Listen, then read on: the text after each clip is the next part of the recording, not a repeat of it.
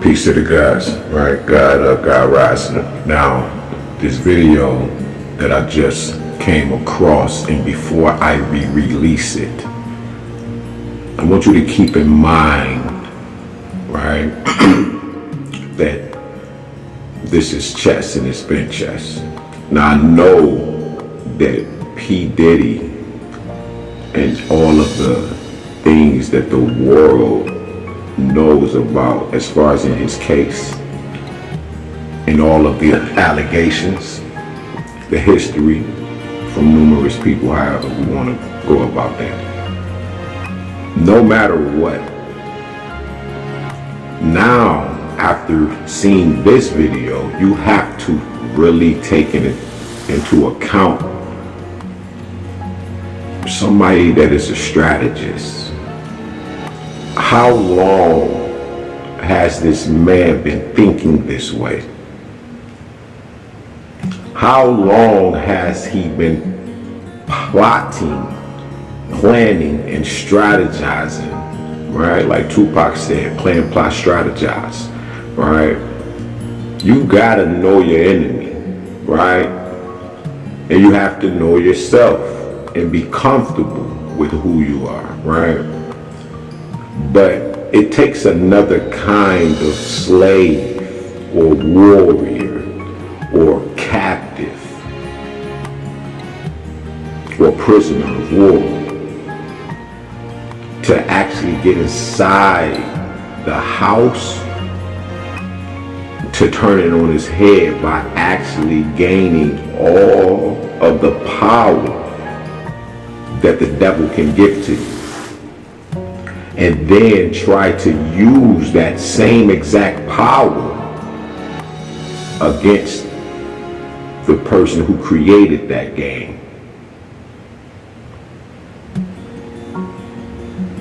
This would make a public execution of a martyr.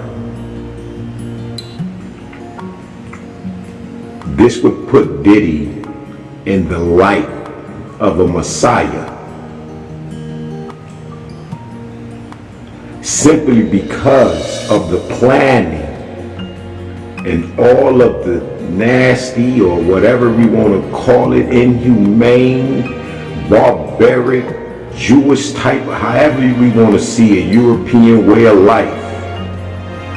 Because we have seen, like, doggy weird. But the deepest part about this whole video is that he was thinking the way that he was thinking, had the money, the power, and the respect, and the collateral, and all the footage that would be needed, right? That black book. Now, Tupac got a book called The White Book. It's written by Machiavelli that came out, I believe, it was published in 2007. And the book is written in novel form, but it has incredible, detailed, very dynamic history to it, and pure truth. Now, when we look at Sean Puffy Combs and everything that he's actually been through, now it's starting to make sense.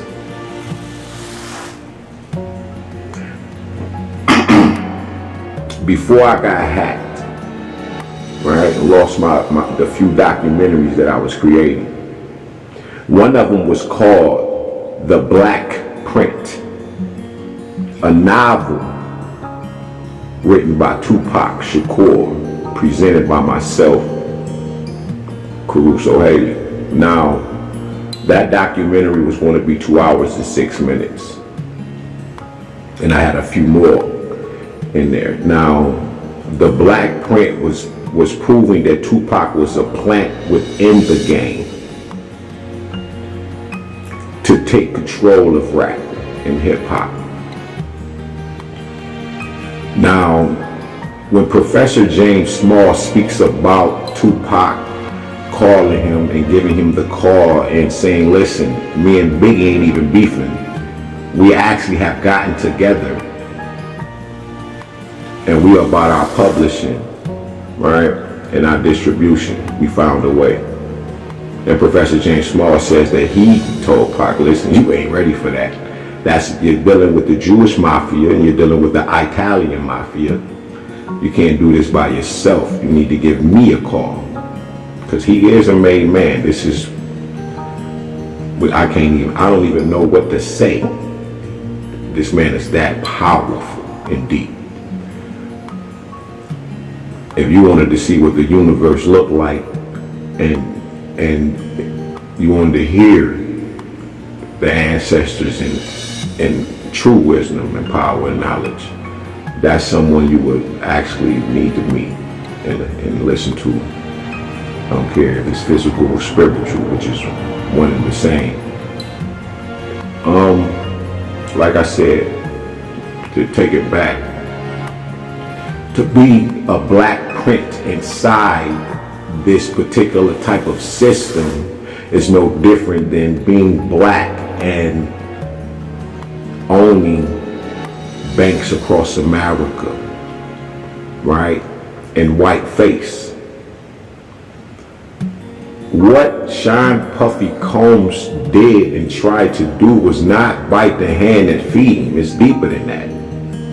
This brother literally tried to destroy the very essence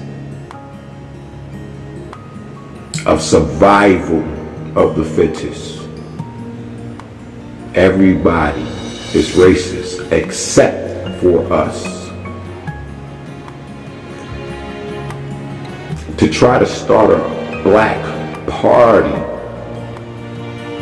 for African Americans in 2024, for it to be publicized by Sean Puffy Combs. No greater love than he that has laid down his life for his friends. And we know he has done some gruesome shit, but when you see this type of situation, do you remember the ancestors that chose to go into slavery, to be kidnapped, to be prisoners of war? I don't think it's no stronger individual than such, men or women, a child, than someone that is a black man that has become recessive in a particular area. Because we don't take, we give. I think that is one of the strongest men on this planet, and as a black man, we all know that is somebody that you don't want to deal with when it comes to pain. No disrespect to the community. Peace to y'all. You know, we love you, we just don't condone. You know,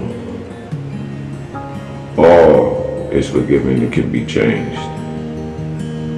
Because the truth of the matter is, all is alive. And things do have to be destroyed, and this is the point of this conversation. I've never or could have imagined such. To flip the game on its head. The main, you're next to Lucius Gregg, the Universal Music Group, which is the Catholic Jewish music group.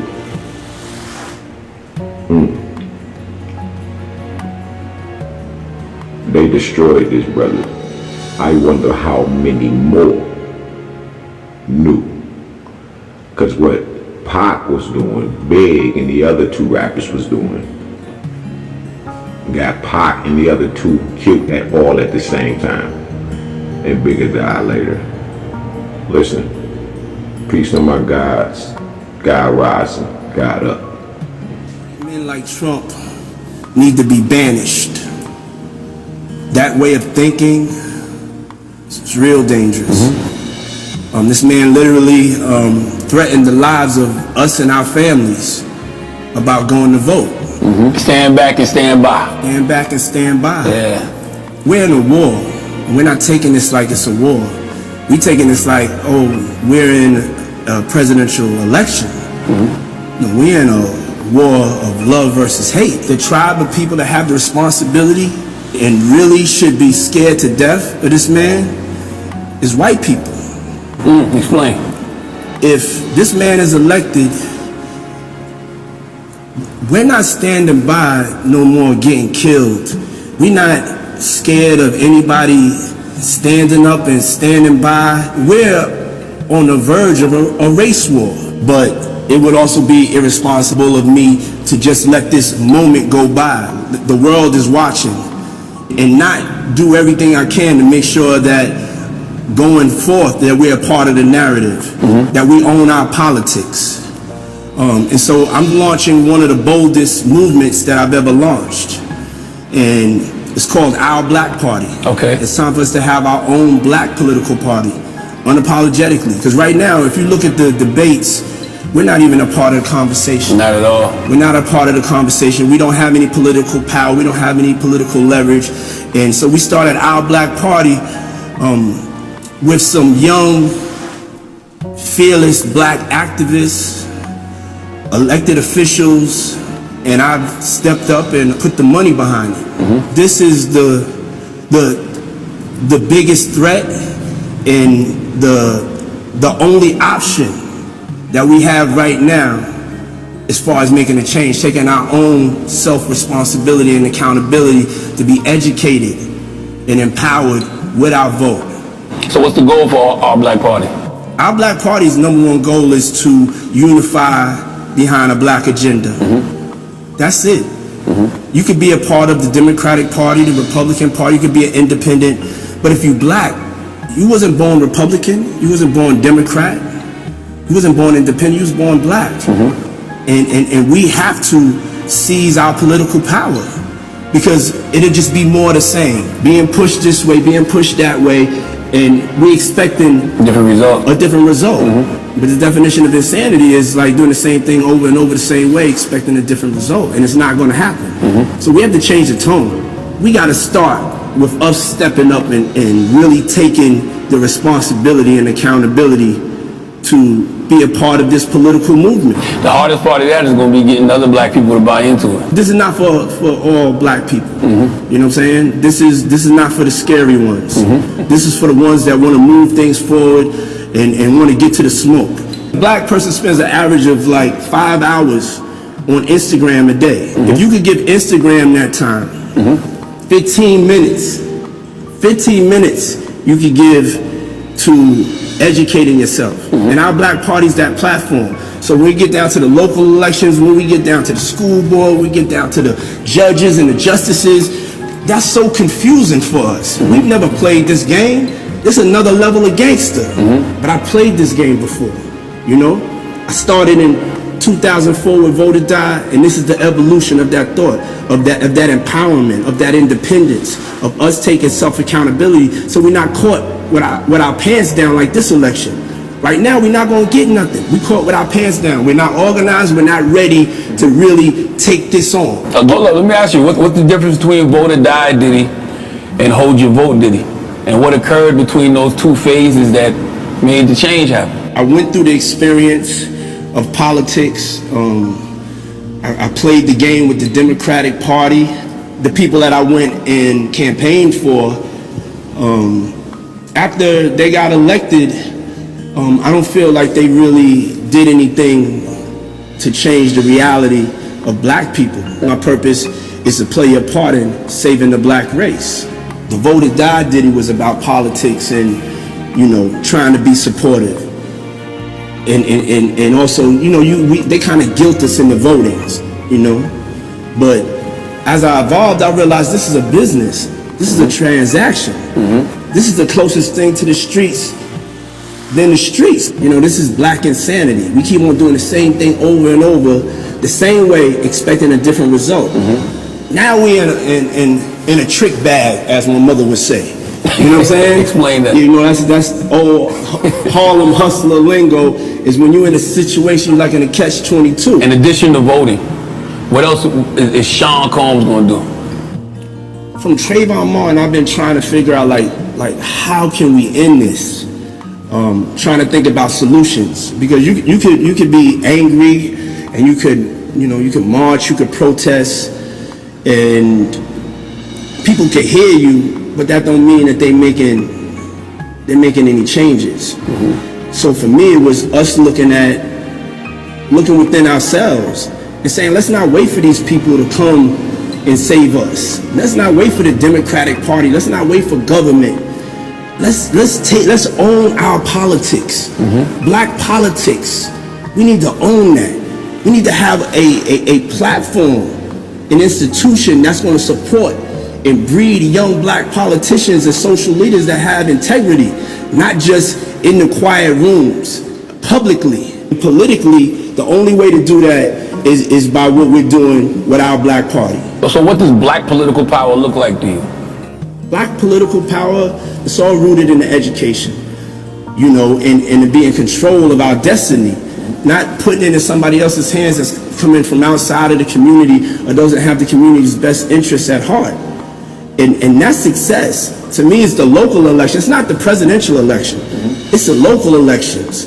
In our neighborhoods, who's running our neighborhoods? Who are the judges that are being elected into office that's jailing us, that's keeping the same insanity? We got to be able to bang on another sophisticated level, and it's not hard to understand. This is not like a hard sell, but this is the most dangerous thing we could do. This is one of the biggest threats. This, in us weaponizing our vote and weaponizing our dollar, is a nightmare. Is this world? People don't really know me. Like, I'm blessed that I have the money to start this political party. I'm not gonna make no apologies for how much cake I get. You know, that has empowered me. But I know once I get it, I'm going to fund the revolution. I'm a black nationalist. Now, I'm unapologetically black. I have to take care of the tribe first. I cannot sit here and watch. This is my blood family. How you think I'm gonna be? I can't worry about nothing else. I love everybody. But right now, I gotta make moves, and I gotta use my power for the advancement of black people, because we last. Have you ever even thought about voting Republican for financial gain because of the tax bracket you're in? No, that money's not all right. All I gotta do is get to action. I don't care if you understand it, you don't understand it. I'm a warrior. I've been in head to head with these folks in corporate America. You know what I'm saying? Like, when they ask the question, is there systemic racism? And nobody answers the question. I'm like, yo, no, hold on. This systemic racism, they trying to keep their foot on the neck up to my level, up to Jay-Z's level, up to LeBron's level. It's an illusion of inclusion by just a couple of us. So I could sit back here in the crib, but I'm not with it. I'm from that same block. I'm a frontliner. I'm with the smoke at any time, no matter where my address is at. We're in a war. This shit is not a fucking game. Everybody needs to wake up. I'm ringing the alarm. I'm having to start right now to organize and to come together, and so we can build our political army unapologetically for the things that matter to us. Do you believe there's a way to vote and support like your personal interests and the interests of your people as a whole? Yeah. See, when you at our black party, we love free-thinking, free-minded people and individuals. That's all we want in life, is to be able to be free and to be able to think as free as we want. But you have a responsibility to your people to ride on what they riding with for the betterment of the good of the whole overall tribe. We are a people that have been abused the most, and we got to start biting their legs off. You know, when they put their foot on our neck, we got to start biting that shit off. When they shooting us in the back, we got to start defending ourselves. You know what I'm saying? Because Ain't nothing gonna stop unless you stop it.